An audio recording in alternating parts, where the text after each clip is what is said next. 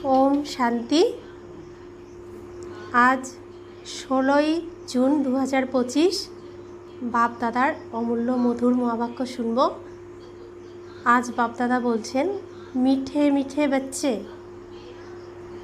सर्वदा এই খুশিতে থাকো যে আমাদেরকে কোনো দেহধারী পড়াচ্ছেন না।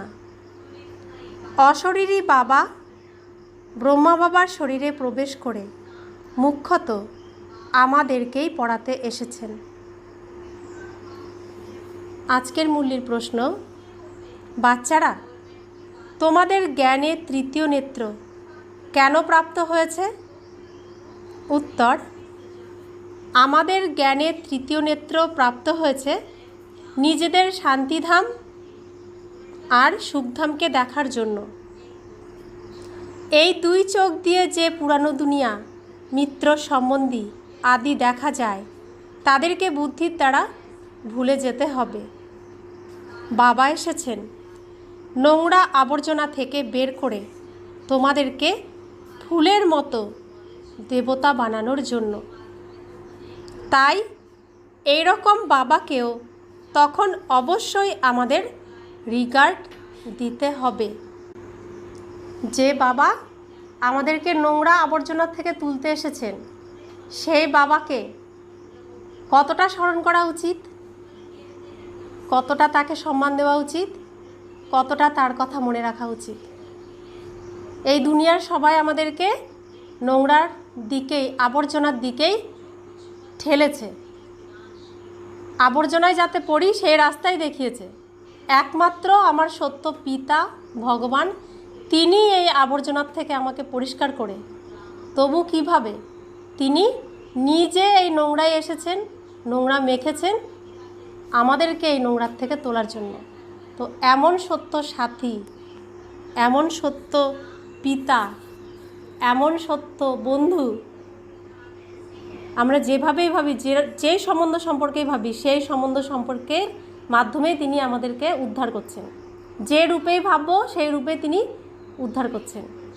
তো সেই বাবাকে কতটা সম্মান দেওয়া উচিত, তার কথা কতটা স্মরণ করা উচিত। ওম শান্তি। বাচ্চাদের প্রতি শিব ভগবানুবাজ। ভগবানকে সত্য বাবা তো অবশ্যই বলবে, কেননা তিনি হলেন রচয়িতা। এখন তোমরাই হলে সেই বাচ্চা যাদেরকে স্বয়ং ভগবান পড়াচ্ছেন ভগবান ভগবতী বানানোর জন্য। এটা তো প্রত্যেকেই খুব ভালোভাবে জানে। এরকম কোনো ছাত্র হয় না যে নিজের শিক্ষককে, পড়াকে আর তার রেজাল্টকে জানে না। তো আমরা আমাদের সব কিছুই জানি। তো সেই হিসেবে আমাদেরকে এখন কি ভগবানের কাছে পড়াশোনা করতে হবে। তো কোটির মধ্যে কতিপয় একজনের মধ্যে একজন আমি, যে এই সৌভাগ্য লাভ করেছি, তাই তো? এই সৌভাগ্যবান আত্মা, সৌভাগ্যবান ভক্ত, সৌভাগ্যবান বাচ্চা কারা? আমরা। তো বাবা বলছেন যাদেরকে স্বয়ং ভগবান পড়াচ্ছেন তাদের মধ্যে কতই না খুশি হওয়া চাই। এই খুশি স্থায়ী কেন থাকে না? তোমরা জানো যে আমাদেরকে কোনো দেহধারী মানুষ পড়াচ্ছেন না। অশরীরী বাবা শরীরে প্রবেশ করে মুখ্যত বাচ্চারা তোমাদেরকে পড়াতে আসেন। এটা তো কারোরই জানা নেই যে ভগবান এসে পড়ান। তোমরা এখন জেনে গেছো যে আমরা হলাম ভগবানের সন্তান। তিনি আমাদেরকে পড়াচ্ছেন, তিনিই হলেন জ্ঞানের সাগর। তোমরা এখন শিব বাবার সামনে বসে আছো। আত্মাদের সাথে পরমাত্মা এখনই মিলন করতে আসেন, এটা ভুলে যেও না। কিন্তু মায়া এমনই যে ভুলিয়ে দেয়। না হলে তো সেই নেশা থাকা চাই যে ভগবান আমাদেরকে পড়াচ্ছেন, তা স্মরণে থাকতে হবে। কিন্তু এখানে এমন কয়েকজন আছে যারা একদমই ভুলে যায়। তো ভগবানকে পাওয়ার পরেও এমন অনেকেই আছে ভগবানকে ভুলে যায়। তো আমরা যখন দেহের ভানে আসি তখন কি ভগবানকে ভুলে যাই। যখন নিজেকে আত্মা ভাবি তখন ভগবানের নয়নের মণি হয়েই থাকি। তো আমরা নিজেরা এগুলো অনুভব করি। তো যখন আত্মিক স্থিতিতে থাকি তখন ভগবানের প্রেম, ভালোবাসা, স্নেহ সবটাই অনুভব করি। যখন দেহের ভানে থাকি তখন মাঝখানে কোনো দেহধারী থাকে, তো তার কাছে আমার স্মরণ, দৃষ্টি, মন সব কিছু আর পৌঁছায় না, আটকে যায়। তখন আমরা ভগবানের এই পড়াশোনাকে ছেড়ে দিই। তো সেজন্য বাবা বলছেন যে এখানে এমন বাচ্চাও কিছু আছে যারা একদমই ভুলে যায়, কিছুই মনে রাখতে পারে না। ভগবান স্বয়ং বলছেন যে অনেক বাচ্চাই এটা ভুলে যায়, না হলে তো সেই খুশি স্থায়ী থাকবে, তাই না? আমরা হলাম ভগবানের সন্তান, তিনি আমাদেরকে পড়াচ্ছেন।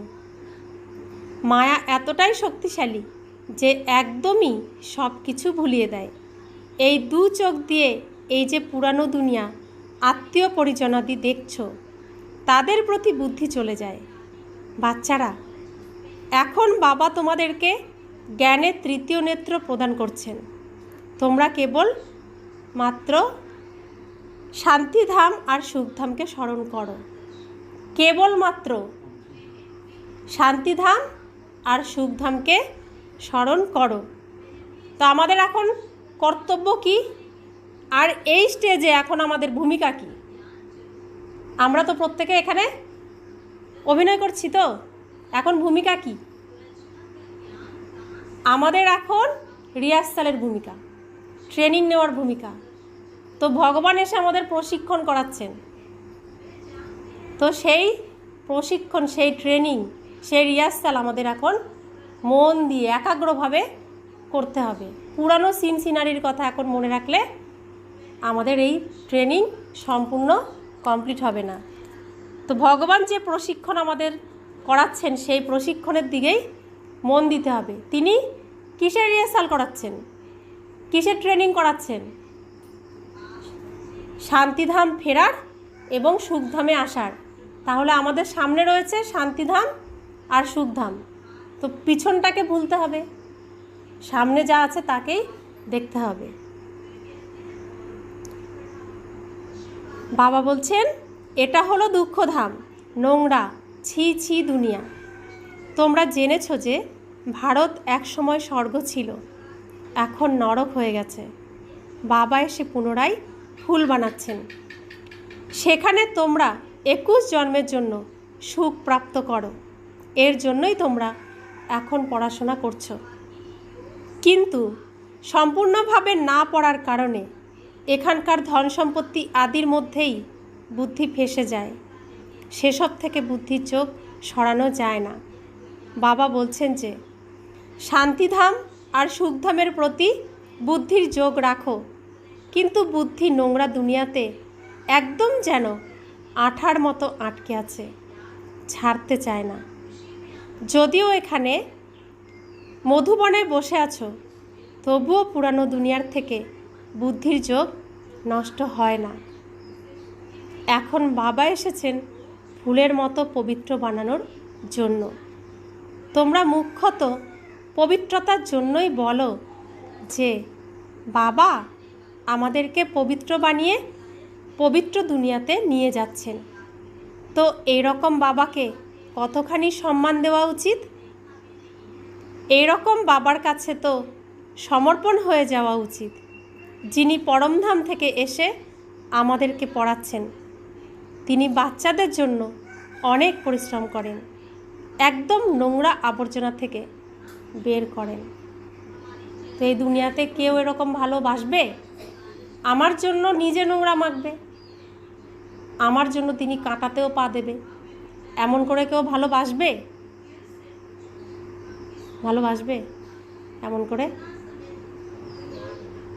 একমাত্র সত্য যিনি, তার সত্য প্রেম, সত্য ভালোবাসা, সত্য স্নেহ, সত্য খাঁটি, তো সেই পারবে।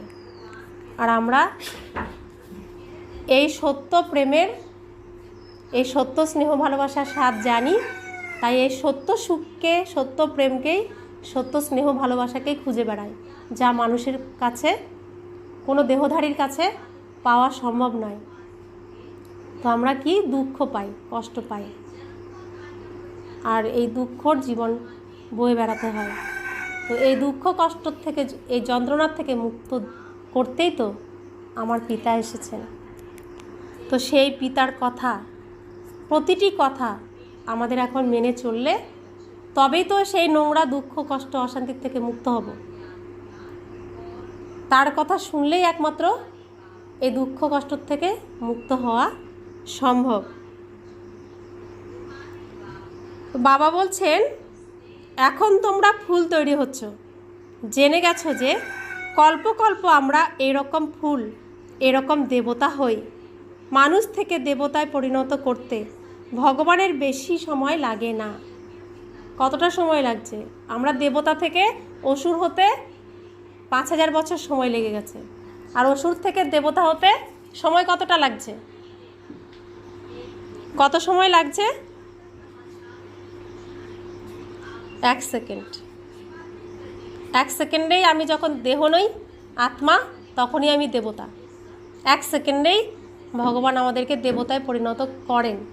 কিন্তু 1 সেকেন্ডে আমরা সেই স্থিতিতে আসলেও পুরনো স্বভাব সংস্কারের জন্য সেই স্থিতি ধারণ করতে পারি না। তাই বাবা আমাদের জন্য এত সময় দেন সেই স্বভাব সংস্কার আচরণ ভোলার জন্য। তো সেই স্বভাব সংস্কার আচরণ ভুলে গেলেই আমরা কে? পুরনো স্বভাব সংস্কার আচরণ ভুলে গেলে আমরা কে? দেবতা। আর বাবা যে সংস্কার, যে আচরণ শেখাচ্ছেন, সেই আচরণে থাকলে আমরা দেবতা, তাই তো? আর যদি পুরনো স্বভাব সংস্কারকে আমরা ধরে রাখি তাহলে আমরা কে? আমরা অসুর। তাহলে এখন আমার ভেতরের অসুরকে কি করতে হবে? নাশ করতে হবে। আমার ভেতরের দেবী দেবতাকে কি করতে হবে? লালন পালন করে বড় করতে হবে। তা আমি দেবী, আমি দেবতা কতটা বড় হয়েছি নিজেই বুঝবো, অন্য কেউ কি বুঝবে? তো এটাও কত সুন্দর শিক্ষা বাবা দিচ্ছেন। আমরা কারো কথা শুনতে পছন্দ করি না, কারো শাসন মানতে পছন্দ করি না, স্বাধীনভাবে চলতে পছন্দ করি। তাই বাবা এই স্বাধীনতা দিয়েছেন।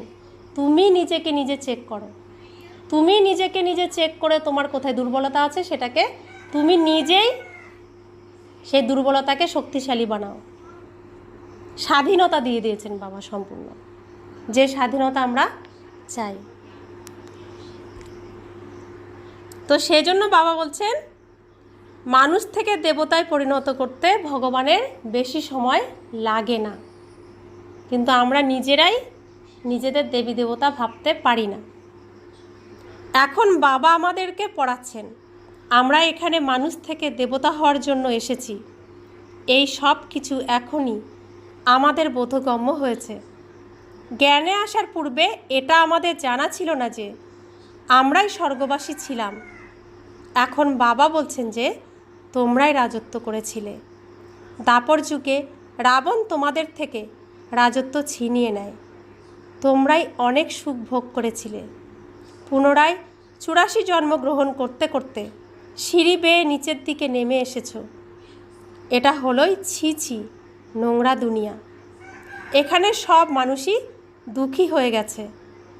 অনেকেই তো অনাহারে থেকে শরীর ত্যাগ করে। এখানে বিন্দুমাত্র সুখ নেই। তো কত আছে অনাহারে থাকে, একবেলা দুটো খাবারের জন্য ভিক্ষা করে। তো অনাহারে থেকেও অনেকে শরীর ত্যাগ করে দেয়। বাবা বলছেন, হয়তো বা কয়েকজন ধনবান আছে, কিন্তু এই অল্পক্ষণের সুখ হলো কাক বিষ্ঠার সমান। এটাকে বলাই হয় বিষয় বৈতরণী নদী, অর্থাৎ বিষের নদী। এটা বিষের বৈতরণী নদী। স্বর্গতে তোমরা অনেক সুখে থাকবে। এখন তোমরা শ্যাম থেকে সুন্দর হচ্ছ। তো আমরা বিষের যমুনায় এখন স্নান করছি। তো এই বিষের এই বৈতরণীর থেকে পার কে করবেন? ওই পারে অমৃতের সাগরে কে নিয়ে যাবেন? একমাত্র আমার বাবাই নিতে পারেন, আমার পিতাই নিতে পারেন, আমার গুরু নিতে পারেন, আমার শিক্ষক নিতে পারেন। তার পিতা রূপে পালনা নিলে, তার শিক্ষক রূপে শিক্ষা নিলে, গুরু রূপে তার পথে চললে তবে আমরা এই বিষের এই বৈতরণী পার হয়ে অমৃতের সাগরে যেতে পারবো। তো কত সহজভাবে আমাদেরকে বাবা কত আদর যত্ন করে, কত সুন্দর সুন্দর কথা বলে আমাদেরকে নিয়ে যাচ্ছেন অমৃতের সাগরে। আমরা কিছু অনুভবও করতে পারছি না। আমরা সেই দুঃখ কষ্টের দুনিয়াকে ছেড়ে অনেক দূরে এসেছি, আর একটু গেলেই আমরা অমৃতের সাগরে পৌঁছাবো। তো সেই জন্য বাবা বারবার বলেন যে আমি এসেছি তোমাদেরকে সুখ শান্তির সেই দুনিয়ায় নিতে, আমাকে স্মরণ করো। তাই বাবা বারবার করে আমাদেরকে রোজ একই কথা স্মরণ করিয়ে দেন। তো বাবা সেজন্য বলছেন তোমরা এখন শ্যাম থেকে সুন্দর হচ্ছ, তো সুন্দর দুনিয়ায় অমৃতের সাগরে যাওয়ার উপযুক্ত হচ্ছ। এখন তোমরা বুঝে গেছো যে আমরাই দেবতা ছিলাম, তারপর পুনর্জন্ম নিতে নিতে বেশ্যালয়ে এসে পড়েছি, বিষের আলয়ে এসে পড়েছি। পুনরায় এখন তোমাদেরকে আমি শিবালয়ে নিয়ে যাচ্ছি। শিব বাবা স্বর্গে স্থাপনা করছেন, তোমাদের পড়াচ্ছেন। তাই ভালোভাবে পড়তে হবে। পড়তে হবে কি হবে না ভালোভাবে? তো আমার পিতা, তিনি পিতা রূপে এসেছেন, শিক্ষক রূপে এসেছেন, গুরু রূপে এসেছেন। তো তিনি এখন আমাদের শিক্ষক রূপে পড়াচ্ছেন, তার কাছেই আমাদের পড়তে হবে, সত্যকে জানতে হবে। পড়াশোনা করে বুদ্ধিতে সৃষ্টির চক্রকে রেখে দৈবী গুণ ধারণ করতে হবে। বাচ্চারা, তোমরা হলে রূপ বসন্ত, জ্ঞানী যোগী। তোমাদের মুখ থেকে সর্বদা জ্ঞান রত্নই যেন নির্গত হয়, নোংরা নয়। বাবাও বলছেন যে আমিও হলাম রূপ বসন্ত, আমিই পরমাত্মা, জ্ঞানের সাগর। এই পড়াশোনা হলো উপার্জন, সোর্স অফ ইনকাম। লৌকিকে পড়াশোনা করে ডাক্তার, ব্যারিস্টার ইত্যাদি হয়, তখন লক্ষ লক্ষ টাকা উপার্জন করে। একজন ডাক্তার মাসে লক্ষ লক্ষ টাকা উপার্জন করে, খাওয়ার জন্য সময় পায় না। তোমরাও এখন পড়ছো, তোমরা কি হতে চলেছ? আমরা কি হতে চলেছি? বিশ্বের মালিক। তো বাবা কত সুন্দর করে বোঝান, ডাক্তার এক জন্মের কিছু সময়ের জন্য উপার্জন করতে পারে লক্ষ লক্ষ টাকা, তার জন্য তারা নাওয়া খাওয়া ছেড়ে দেয়। আর আমরা এই পড়াশোনার দ্বারা কি হতে যাচ্ছি? বিশ্বের মালিক। তারা লক্ষ লক্ষ সামান্য কিছু টাকার জন্য নাওয়া খাওয়া ছাড়ে, আর আমরা বিশ্বের মালিক হওয়ার জন্য কি করা উচিত? আমাদেরকেও এই পড়াশোনা তার থেকেও ভালো করে করা উচিত, উপার্জন করা উচিত, তাই তো? তাদের দেখেও তো আমাদের শেখা উচিত। তো বাবা আমাদের সামনে উদাহরণ রাখেন, বাস্তবিক উদাহরণ, যাতে আমরা বুঝতে পারি। তো বাবা বলছেন তাই পড়ার নেশায় মত্ত থাকতে হবে। বাচ্চারা, তোমাদের কথা বলার ধরনও কতখানি রয়্যাল হওয়া উচিত। তোমরা রয়্যাল হচ্ছ, তাই না? রাজাদের চালচলন দেখো কীরকম হয়ে থাকে। ব্রহ্মা বাবা তো হলেন অনুভবী, তাই না? তো ব্রহ্মা বাবাকে অন্তিম জন্মে বাবা রাজা বানাননি, রাজাদের সাথে ওঠা বসা করিয়েছেন। কারণ ব্রহ্মা বাবাকে সেইভাবেই তৈরি করেছেন, তিনি আমাদের সামনে স্যাম্পল, উদাহরণ। সব রকম তার মধ্যে আছে যা আমাদের প্রত্যেকের জীবনে ঘটে। তাই ব্রহ্মা বাবাকে দেখলে আমরা প্রত্যেকেই আমাদের সমস্ত সমস্যার উত্তর পাব। তার জীবনকে যদি আমরা লক্ষ্য করি তবে উত্তর পাব। তাই ব্রহ্মা বাবাকে আমাদের এই শরীরের জন্য, এই জীবনের জন্য ফলো করে যেতে হবে। তিনি বৈকুণ্ঠে যাওয়ার উপযুক্ত যেভাবে হয়েছেন, আমাদেরকেও সেভাবেই হতে হবে। তাই ভগবান অনুভবী দেহকে সিলেক্ট করেছেন, যার দ্বারা সবাইকে তিনি অনুভব করাতে পারবেন।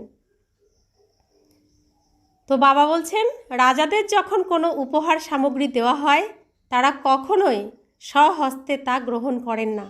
যদি গ্রহণ করতেই হয় তবে সেক্রেটারিকে দেওয়ার জন্য ইশারা করে দেন। তাদের ব্যবহারে অনেক রয়্যালটি প্রদর্শিত হয়।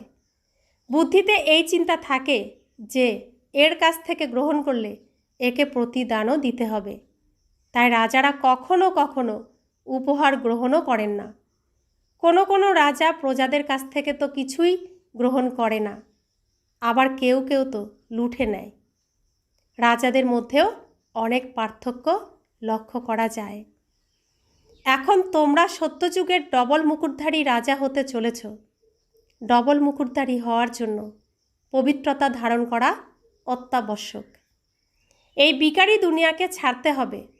বাচ্চারা, তোমরা বিকারকে ত্যাগ করেছ। কোনো বিকারী এখানে বসতে পারবে না। কোথায় বসতে পারবে না? মধুবনে। মধুবনে কোনো বিকারী বসতে পারবে না, যাওয়ার অধিকার নেই। কিন্তু এখানে বিকারীকেই নির্বিকারী স্থিতিতে নিয়ে আমরা উপহার নিয়ে যাই মধুবনে, তাই তো? এটা হলো শাস্ত্রের সেই মুচির পুকুর, যেখানে ডুব দিলে দেবতা দর্শন পাওয়া যায়, দেবতা তৈরি হওয়ার রাস্তা পাওয়া যায়। সেই অর্জুনের কাহিনী। আমাদের এই জায়গা হলো সেই শাস্ত্রের সেই মুচির পুকুর। এখানে নোংরা চামড়াকে পরিষ্কার চামড়া বানানো হয়, তাকে রিপেয়ার করা হয়, তাই তো? তো এখান থেকে নোংরা চামড়াকে সুন্দর বানিয়ে আমরা মধুবন বাবার কাছে উপহার দিতে নিয়ে যাই। কাঁটাকে ফুলে পরিণত করে আমরা মধুবন উপহার দিতে নিয়ে যাই। তাই বাবা বলছেন মধুবনে কোনো বিকারী বসতে পারবে না। সেখানে যেতে হলে পবিত্রতা চাই। তো বাবা বলছেন, আর যদি কোনো বিকারী সত্য গোপন করে এখানে এসে বসে, তবে সে নিজেরই ক্ষতি করবে। তো সে কি ক্ষতি করবে? সেই বিকারীকে শাস্ত্রে কি দেখানো হয়েছে? কোন অসুরকে দেখানো হয়েছে? রাহু কেতু হয়ে গেছে না? ছলনা করে দেবতা হতে গেছিল না বিকারী? ছলনা করে দেবতার বেশে গেছিল তো, শাস্ত্রে দেখানো হয়েছে না? তো তার কি হলো? গলা কেটে গেল। তো সেই জন্য মধুবনে কোনো বিকারী যেতে পারবে না। তো আমাদের এই এখন যে বাবা লীলা করছেন, এরই তো বর্ণনা শাস্ত্রে এসেছে না? সেজন্য বাবা আমাদেরকে বারবার সতর্ক করে দেন। কেউ কেউ চালাকি করে মনে করে কেউ বুঝতে পারবে না। বাবা দৃষ্টি এড়িয়ে গেলেও সে নিজে পাপাত্মা হয়ে যায়। তোমরাও পাপাত্মা ছিলে, এখন পুরুষার্থ করে পূর্ণ আত্মা হতে হবে। বাচ্চারা, তোমরা অনেক জ্ঞান প্রাপ্ত করেছ। এই জ্ঞানের আধারেই তোমরা কৃষ্ণপুরীর মালিক হও। বাবা তোমাদেরকে শৃঙ্গার করছেন, উঁচুর থেকেও উঁচু ভগবান পড়াচ্ছেন। তাই অনেক আনন্দ সহকারে এই পড়া পড়তে হবে। এই রকম পড়া তো কোনো সৌভাগ্যশালী আত্মাদেরই পড়ার সুযোগ হয়, আবার সার্টিফিকেটও প্রাপ্ত করো। বাবা বলছেন যে তোমরা কোথায় পড়ছো? কোথায় পড়ছি আমরা? ঈশ্বরীয় বিশ্ববিদ্যালয়ে, যেখানে ভগবান পড়াচ্ছেন। তো এই ঈশ্বরীয় বিশ্ববিদ্যালয় সাধারণ বিশ্ববিদ্যালয়?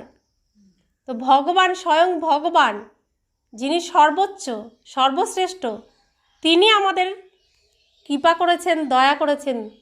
তাই আমরা এই সৌভাগ্য প্রাপ্ত করেছি তার কাছে পড়ার, তার সামনে বসে পড়ার।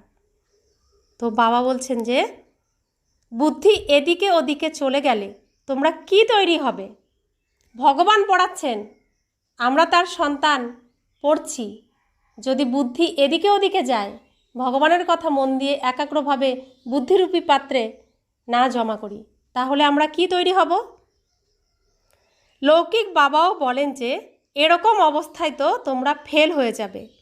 কেউ তো আবার পড়াশোনা করে লক্ষ লক্ষ টাকা উপার্জন করে, কেউ তো দেখো ধাক্কাই খেতে থাকে। তোমাদেরকে বাবা মামাকে অনুসরণ করতে হবে। আর যে ভাইরা খুব ভালোভাবে পড়ে আবার অন্যদেরকেও পড়ায়, কারণ এটাই হলো তাদের ব্যবসা। প্রদর্শনীতে অনেক আত্মাদেরকে পড়ায়, তাই না? নিকট ভবিষ্যতে যত দুঃখ বৃদ্ধি পাবে, ততই মানুষের মধ্যে বৈরাগ্য বৃত্তি আসবে। তখন তারাও এই পড়া পড়তে শুরু করে দেবে। দুঃখ হলে ভগবানের শরণাপন্ন হয়। তো দুঃখ না হলে কেউ ভগবানের কাছে আসে, স্মরণ করে? দুঃখ হলেই আগে আমরা ভগবানের ঘর চিনতাম মন্দির, তো মন্দিরে চলে যেতাম। এখন আমরা ভগবানের সত্য ঘরকে জানি, চিনি, সেই ভগবান আমাদের দুঃখ থেকে ছাড়াতে এসেছেন। তাহলে এই দুঃখের দুনিয়ার দিকে না তাকিয়ে শুধুমাত্র ভগবানের দিকে তাকালেই আমরা সুখ পাবো না? তো আমরা কি দুঃখ পাওয়ার আশা রাখি? যদি আশা রাখি তো পুরনো দিনের আচরণেই থাকো, আর যদি সুখের আশা রাখো তো ভগবানের কাছে মন দিয়ে পড়াশোনা করো, ভগবানকেই দেখো। তো বাবা বলছেন, দুঃখে মৃত্যু বরণ করার সময় বলে যে হে রাম, হায় ভগবান, তোমাদেরকে তো এই সব কিছুই করতে হয় না। এসব কিছু আমাদের এখন মুখে উচ্চারণ হয় না, ভুলেও গেছি আমরা এখন। কারণ ভগবান আমাদের মধ্যে এত সুখ দিয়েছেন, এত আদর যত্ন দিয়েছেন, এত প্রেম দিয়েছেন যে আমাদের মনে হয় সত্যি আমাদের জীবনটা কি এরকম ছিল? আমরা মনে করতে চাই না, কিন্তু মায়া বারবার এসে মনে করিয়ে দেয়, মন সেই দিকে নিয়ে যেতে চায়, আর আমরা মনকে সেই দিক থেকে আবার বাবার কাছে আনতে চাই। তো মনের মধ্যে আমাদের এই লড়াই চলছে। তো এই লড়াই থেকে বাঁচার জন্য বাবা প্রত্যেক দিন আমাদের রাস্তা বলে দেন, কিভাবে আমরা এই মায়ার এই দিকভ্রষ্ট করার যে যুদ্ধ আমাদের সাথে করে সেই যুদ্ধে জয়ী হব। তাই প্রত্যেক দিন বাবার এই শিক্ষা আমাদের নিতে হবে। মিস করলে কি হবে? কোনো না কোনোভাবে আমরা মায়ার কাছে পরাজিত হবই হব। কারণ যেদিন আমরা সেই কৌশল শিখব না, আর মায়া আমার সামনে সেই পরিস্থিতি আনলো, তো আমি তো সেই কৌশলই জানলাম না, তা আমি নিজেকে মায়ার সেই প্রভাব থেকে মুক্ত করব কিভাবে? সেই অস্ত্র তো আমার কাছে নেই। সেই জন্য বাবার পড়াশোনা কখনো মিস করতে নেই। মিস করলেই মায়া তার প্রভাবে আমাকে ফেলবে। তাই কৌশল আমাদেরকে প্রত্যেক দিন জানতে হবে। তো বাবা বলছেন, তোমরা তো এখন বাড়ি ফিরে যাওয়ার জন্য তৈরি হচ্ছ।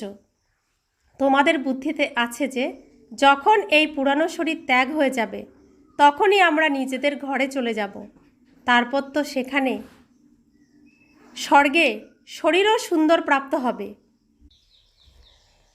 পুরুষার্থ করে যিনি পড়াচ্ছেন তার থেকেও উঁচুতে যেতে হবে। কে পড়াচ্ছেন? কে পড়াচ্ছেন? যিনি জ্ঞানের সাগর, তিনি বলছেন যে তোমাকে পড়ে আমার থেকেও উঁচুতে যেতে হবে। আমাদের এই হলো বাবা। আমরা কত সৎসঙ্গে যাই, যে আমাদের কথা শোনায় সে এমন কথা এমন ভাবনা কখনো রাখে? একমাত্র আমার বাবাই পারে এমন বলতে। এই বাবার কথা আর কি বলবো। তো বাবা তিনি চান, প্রত্যেক লৌকিক বাবাও চান যে সন্তান তার থেকেও অনেক উঁচুতে যাবে, উচ্চস্থানে যাবে। তো আমাদের পিতাও আমাদের বলছেন যে যিনি পড়াচ্ছেন তার থেকেও উঁচুতে যেতে হবে। তিনি আশা রাখেন, কত শ্রেষ্ঠ স্থানে আমাদেরকে রাখেন, আমরাই সেই স্থান রাখতে পারি না। বাবা তো আমাদেরকে সবসময় উচ্চ স্থানে রাখেন। এরকমও হয় যে যিনি পড়াচ্ছেন তার থেকে যে পড়ছে তার স্থিতি খুব ভালো থাকে। বাবা তো প্রত্যেককে জানেন, তাই না? বাচ্চারা, তোমরাও জানতে পারো। নিজের অন্তরে দেখতে হবে যে আমার মধ্যে কী দুর্বলতা আছে। মায়ার বিঘ্ন থেকে দূরে থাকতে হবে, তার মধ্যে ফেঁসে যেও না। যে বলে মায়া খুব শক্তিশালী, আমি কিভাবে জ্ঞানমার্গে চলব, যদি এরকম চিন্তা করো তবে মায়া একদম কাঁচাই খেয়ে নেবে। হাতিকে এক বৃহৎ কুমির গিলে ফেলেছিল, এটা এখনকারই কথা। ভালো ভালো বাচ্চাদেরকেও মায়ারূপী বৃহৎ কুমির একদম গিলে খেয়ে নেয়। নিজেকে তখন রক্ষা করতে পারবে না। নিজেরাও মনে করে যে আমরা মায়ার আঘাত থেকে মুক্ত হতে চাই, কিন্তু মায়া ছাড়তে চায় না। তারা বলে যে বাবা, মায়াকে বলো এইভাবে আমাকে যেন না ধরে রাখে। বাবা বলছেন, আরে এটা তো যুদ্ধের ময়দান, তাই না? যুদ্ধক্ষেত্রে কি এরকমভাবে প্রতিপক্ষকে বলা যায় যে আমাকে হারিয়ে দিও না? কিংবা ম্যাচ খেলার সময় কি বলতে পারবে যে আমাকে বল দিও না? তারা সঙ্গে সঙ্গেই বলবে যে যুদ্ধক্ষেত্রে এসেছো তো লড়াই করো। তো মায়া তোমাদের সামনে অনেক বিঘ্ন ঘটাবে, তোমরাও অনেক উচ্চপদ প্রাপ্ত করতে পারো। ভগবান পড়াচ্ছেন, কম কথার বিষয় তো ভগবান পড়াচ্ছেন। আমরা এতদিন যা শাস্ত্রে শুনে এসেছিলাম, তিনি নিজ মায়া বলে নিজেকে সৃষ্টি করেন, তিনিই তার পরিচয় দেন। আর কোটির মধ্যে কতিপয় কেউ কেউ এই পরিচয় পাওয়ার পর তাকে চিনতে পারে। তাহলে আমরা যে তাকে চিনতে পেরেছি, তাকে বুঝতে পেরেছি, জানতে পেরেছি, আর এই সৌভাগ্য তিনি আমাদের দিয়েছেন, তো এটা কম কথার বিষয়। এখন তোমরা উন্নতি করছো পুরুষার্থের নম্বর অনুসারে। প্রতিটি বাচ্চার মধ্যে এই শখ রাখতে হবে যে আমি আমার ভবিষ্যতের জীবনকে হীরের মতো তৈরি করব। বিঘ্নগুলিকে বিনাশ করতে থাকো। যে করেই হোক বাবার থেকে অবিনাশী উত্তরাধিকার নিতেই হবে, তা না হলে তো আমি কল্পান্তর ধরে ফেল হতেই থাকব। মনে করো কোনো ধনীর ঘরের বাচ্চা যদি এখানে আসে, তখন তার লৌকিক বাবা যদি তাকে এই পড়াশোনা করতে বাধা দেয়, তখন সেই বাচ্চা তার বাবাকে বলবে যে আমার এই লক্ষ টাকা দিয়ে কিছুই হবে না, আমাকে তো অসীম জগতের বাবার থেকে বিশ্বের রাজ্যপথ নিতে হবে, বিশ্বের রাজপথ আমাদেরকে নিতে হবে। এখানকার এই লক্ষ কোটি টাকা তো সব ভস্মীভূত হয়ে যাবে। কারোর ধন মাটিতে মিশে যাবে, আবার কারোর ধন সম্পত্তিতে তো আগুন লেগে যাবে। সমগ্র সৃষ্টিরূপী জেলখানাতে আগুন লেগে যাবে। এই সমগ্র দুনিয়া হলো রাবণের লঙ্কা, তোমরা সবাই হলে সীতা। এখন রাম এসেছেন, সমগ্র পৃথিবীটিই হলো একটি দ্বীপ। এই সময়েই বলা হয় রাবণ রাজ্য। বাবা এসেছেন রাবণ রাজ্যকে বিনাশ করে রাম রাজ্যের মালিক বানাতে। তোমাদের অন্তরে তো অনেক খুশি থাকা চাই। বলাও হয় যে অতীন্দ্রিয় সুখ জানতে চাও তো বাচ্চাদেরকে জিজ্ঞাসা করো। তোমরা প্রদর্শনীতে নিজের সুখ অনুভবের কথা বলো, তাই না? আমরা ভারতকে স্বর্গ বানাচ্ছি। বাবার শ্রীমতে চলে বাবার সেবা করছি। যত যত শ্রীমতে চলবে ততই তোমরা শ্রেষ্ঠ হবে। তোমাদেরকে মতামত দেওয়ার জন্য অনেকে আসবে, এই জন্য তাদেরকে চিনতেও হবে, আবার সতর্কও থাকতে হবে। কখনো কখনো মায়া গুপ্তভাবে প্রবেশ করে। তোমরা বিশ্বের মালিক হতে চলেছ, এই জন্য অন্তর থেকে তোমাদের অনেক খুশি হওয়া চাই। তোমরা বলো যে বাবা, আমরা আপনার থেকে স্বর্গের অবিনাশী উত্তরাধিকার নিতে এসেছি। সত্যনারায়ণের কথা শুনে আমরা নর থেকে নারায়ণ, নারী থেকে লক্ষ্মী তৈরি হচ্ছি। তোমরা সবাই হাত উঠাও আর বলো যে বাবা, আমরা আপনার থেকে সম্পূর্ণ উত্তরাধিকার প্রাপ্ত করেই ছাড়ব, না হলে তো আমরা কল্প কল্প সব কিছু হারাতেই থাকব। যে কোনো বিঘ্নই আসুক না কেন, আমরা তাকে উড়িয়ে দেব। এতটাই বাহাদুরি দেখাতে হবে। পূর্বকল্পেও তোমরা এরকমই বাহাদুরি দেখিয়েছিলে, তাই না? যার কাছ থেকে এই অবিনাশী উত্তরাধিকার প্রাপ্ত হচ্ছে, তাকে কি এত তাড়াতাড়ি ছেড়ে দেওয়া যায়? কেউ তো খুব ভালোভাবে স্থিত হয়ে গেছে, কেউ তো আবার ভাগন্তি হয়ে যায়, বাবাকে ছেড়ে চলে যায়। ভালো ভালো বাচ্চাদেরকে মায়া খেয়ে নেয়, অজগর সাপ তাদেরকে একদম গিলেই খেয়ে নেয়। এখন বাবা অনেক ভালোবাসা সহকারে তোমাদেরকে বোঝাচ্ছেন যে হে বাচ্চারা, আমি এই পতিত দুনিয়াকে পাবন বানাতে এসেছি। এখন পতিত দুনিয়ার মৃত্যু সামনে দাঁড়িয়ে আছে। এখন আমি তোমাদেরকে রাজাদেরও রাজা বানাচ্ছি। তো দুনিয়া দেহের ভানে থেকে, দেহের কষ্টে থেকে লড়াই করছে, আর আমরা যারা বাবার কাছে পড়ছি, বাবা বলছেন তোমরা তো রাজা হচ্ছ। কোথায় দুনিয়া আরও নিচে নামছে, আর বাবা আমাদেরকে আরও উঁচুতে তুলছেন। তো সেজন্য বাবা কি বলেন? সেজন্য বাবা আমাদেরকে বারবার স্মরণ করান দেহকে ভুলে যেতে। দেহ ভুলে গেলে আত্মা সুখী, আর দেহ অনুভব করলে আত্মা অসুখী, অসুস্থ, নানানভাবে অসুখী। তো বাবা বলছেন, পতিত রাজাদেরও রাজা, সিঙ্গেল মুকুটধারী, কেবল মণি রত্নের মুকুটধারী রাজারা, ডবল মুকুটধারী হিরে খচিত মুকুট, আবার পবিত্রতার প্রকাশের মুকুটধারী রাজাদের সামনে মাথা নত করে। অর্ধেক কল্প পরে যখন এদেরও পবিত্রতা উড়ে যায়, তখন রাবণ রাজ্যে সবাই ভিখারি আর পূজারি হয়ে যায়। তাই এখন বাবা বাচ্চাদেরকে বোঝাচ্ছেন যে কোনো ভুল কাজ করো না, বাবাকে ভুলে যেও না, ভালোভাবে পড়াশোনা করো। প্রতিদিন ক্লাসে উপস্থিত না হতে পারলেও বাবা সেটারও ব্যবস্থা করে দেবেন। 7 দিনের কোর্সটা ভালো করে বুঝতে পারলে মূল্যও সহজে বুঝতে পারবে। যদি অন্য কোথাও যেতেও হয়, তথাপি 2টি শব্দ মনে রাখবে, এটাই হলো মহামন্ত্র। নিজেকে আত্মা মনে করে বাবাকে স্মরণ করো। দেহ অভিমানে আসার কারণেই কোনো বিকর্ম বা পাপকর্ম হয়ে যায়। বিকর্ম থেকে বাঁচার জন্য বুদ্ধির প্রীতি এক বাবার সাথেই রাখতে হবে, কোনো দেহধারীর সাথে নয়। একের সাথেই বুদ্ধির যোগ রাখতে হবে। অন্ত সময় পর্যন্ত বাবাকে স্মরণ করলে কোনো বিকর্ম হবে না। এটা হলো নষ্ট হয়ে যাওয়ার দেহ। এর অভিমান ছেড়ে দাও। নাটক সম্পূর্ণ হতে চলেছে।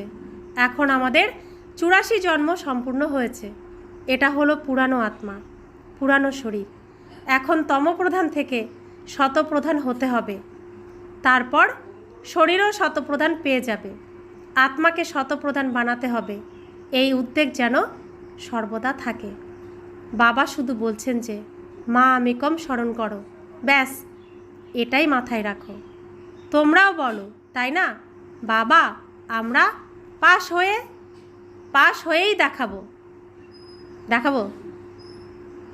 বাবা আমরা পাশ হয়েই দেখাবো। তোমরা জানো যে ক্লাসের সবাই স্কলারশিপ পায় না, তবুও পুরুষার্থ তো সবাই করে, তাই না? তোমরাও বুঝে গেছো যে আমাদেরকে নর থেকে নারায়ণ হওয়ার জন্য সম্পূর্ণ পুরুষার্থ করতে হবে। কম পুরুষার্থ করব কেন? কোনো বিষয়ে চিন্তা নেই। উত্তরাধিকারীরা কখনো চিন্তা করে না। কেউ কেউ বলে যে বাবা অনেক তুফান, স্বপ্ন ইত্যাদি আসে, এসব তো হবেই। তোমরা কেবলমাত্র এক বাবাকেই স্মরণ করতে থাকো। এই শত্রুর উপর বিজয়ী হতেই হবে। কোনো সময় এমন স্বপ্ন আসবে যেটা তোমাদের চিন্তনেও ছিল না, এরকমও বিঘ্ন আসবে। এই সব হলো মায়া। আমরা এখন মায়ার উপর জয় প্রাপ্ত করছি। অর্ধেক কল্পের জন্য শত্রুর হাত থেকে রাজ্য কেড়ে নিচ্ছি। আমাদের কোনো চিন্তা নেই। বাহাদুর সাহসী ব্যক্তি কখনো বাক চাতুরি করে না, জয় নিশ্চিত জেনে খুশিতে লড়াই করতে যায়।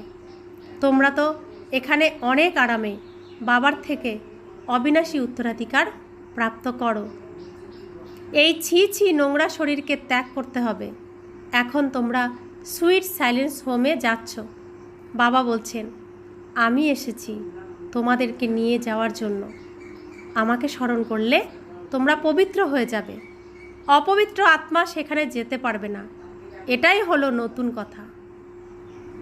তো এটা বাবা নতুন কথা আমাদের শোনাচ্ছেন। এই দুঃখের দুনিয়াকে ছেড়ে সুখের দুনিয়ায় যাওয়ার রাস্তা, নতুন রাস্তা তিনি আমাদেরকে বলে দিচ্ছেন। अच्छा, मीठे मीठे सिकिला दे बच्चों प्रति माता पिता बाप दादा का याद प्यार और गुड मॉर्निंग। रूहानी बाप की रूहानी बच्चों को नमस्ते। हम रूहानी बच्चों की रूहानी माता पिता बाप दादा को याद प्यार, गुड मॉर्निंग और नमस्ते नमस्ते नमस्ते। शुक्रिया बाबा, शुक्रिया बाबा, शुक्रिया। ধারণার জন্য মুখ্যসার। বিকর্ম করা থেকে বাঁচার জন্য বুদ্ধির দ্বারা এক বাবার সাথে ভালোবাসা বজায় রাখতে হবে। এই নষ্ট হয়ে যাওয়া দেহের অভিমানকে ছেড়ে দিতে হবে। তো আমাদের দেহ এখন ভাঙা গাড়ির মতো নষ্ট হয়ে যাওয়া, ধাক্কা দিয়ে দিয়ে চালাতে হচ্ছে। তো এই নষ্ট ধাক্কা দিয়ে চালানো ভাঙা গাড়ির প্রতি আর আকর্ষণ মোহ রেখে কী হবে? তো বাবা তো আমার জন্য নতুন গাড়ি বানাচ্ছেন, আমি সেই গাড়িটার আশাই তো করব। পুরানো গাড়ির প্রতি যেন আর মোহ আকর্ষণ না থাকে। দ্বিতীয় ধারণা, আমরা হলাম বাবার অবিনাশী সম্পত্তির উত্তরাধিকারী। এই স্মৃতিতে থেকে মায়ারূপী শত্রুর উপর বিজয় প্রাপ্ত করতে হবে। মায়াকে দেখে উদ্বিগ্ন হয়েও না।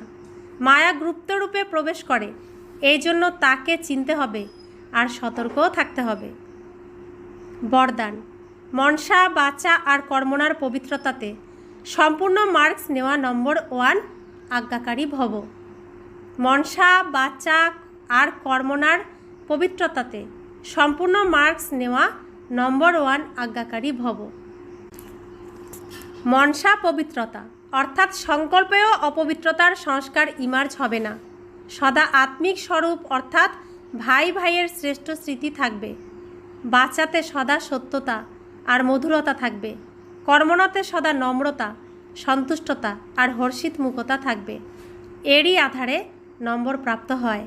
আর এই রকম সম্পূর্ণ পবিত্র আজ্ঞাকারী বাচ্চাদের বাবাও গুণগান করেন। তারাই হলো নিজেদের প্রত্যেক কর্মের দ্বারা বাবার কর্তব্যগুলিকে প্রমাণকারী সমীপ রত্ন। স্লোগান, সম্বন্ধ সম্পর্ক আর স্থিতিতে লাইট হও, দিনচর্যায় নয়। সম্বন্ধ সম্পর্ক আর স্থিতিতে লাইট হতে হবে, দিনচর্যার মধ্যে নয়। অব্যক্ত ইশারা, আত্মিক স্থিতিতে থাকার অভ্যাস করো, অন্তর্মুখী হও। অন্তর্মুখী আত্মারা যেরকমই পরিস্থিতি হোক, ভালো হোক বা দোলাচলে নিয়ে আসার হোক, কিন্তু প্রত্যেক সময় প্রত্যেক সার্কমাস্টেন্সের ভিতরে নিজেকে অ্যাডজাস্ট করে নেয়। একলা থাকো বা সংগঠনের মধ্যে থাকো, দুই ক্ষেত্রেই অ্যাডজাস্ট হওয়া, এটাই হলো ব্রাহ্মণ জীবন।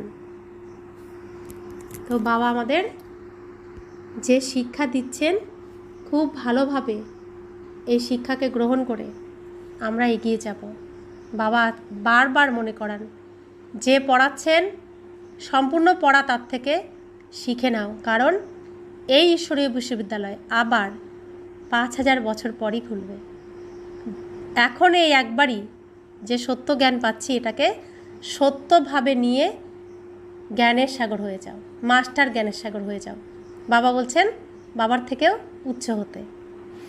তো আমাদেরকে এখন সেই লক্ষ্যেই বাবার মান রাখার দিকেই এগিয়ে যেতে হবে। সত্য পিতার প্রতি আমাদের কর্তব্য করতে হবে। ওম শান্তি।